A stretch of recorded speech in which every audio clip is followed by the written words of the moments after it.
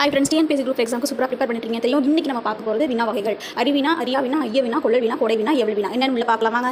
அறிவினா நம்ம அறிவோடு பிறர் அறிவை ஒப்பிட்டு பார்ப்பதற்கும் பிறர் அறிவை அளந்தறியவும் அறியாதவருக்கு உண்மை பொருளை உணர்த்தவும் தாம் அறிந்த ஒரு பொருள் பற்றி பிறரிடம் வினாவுவது அறிவினா எனப்படும். சிம்பிளாக சொன்னால் ஒரு டீச்சர் ஒரு பையன்கிட்ட கேட்குறது, ஸ்டூடெண்ட் கேட்குறது, ஒரு பொருளை பற்றி அறியாத ஒன்றை அதை பிறரிடமிருந்து அறிந்து கொள்வதற்காக வினவுதல் அறியாவினா. அதாவது நம்மளுக்கு தெரியாத ஒரு விஷயத்தை மற்றவங்கிட்ட இருந்து கேட்டு தெரிஞ்சுக்கிறதுக்காக கேட்கறது தான் அறியாவினா.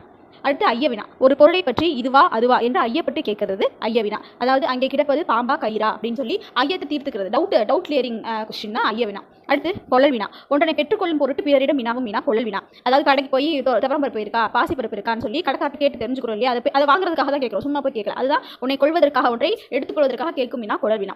அடுத்து நம்ம பார்க்கறது கொடைவினா, பிறர் கொடுக்கணும்னு ஆசைப்பட்டு கேட்கிறோம் இல்லையா, புலவரிடம் பொருள் இல்லையோ என்று மன்னன் புலவரிடம் வினவுதல் கொடைவினா, ஒரு கொடை கொடுக்கறதுக்காக கேட்கும் வினா. அடுத்து ஏவல் வினா, ஒருவர் ஒரு செயலை செய்யும் பொருட்டு வினவப்படும் வினா ஏவல் வினா அப்படின்னு சொல்லி ஆசிரியர் மாணவரிடம் ஏவி கேட்பது, அதாவது கமெண்டிங்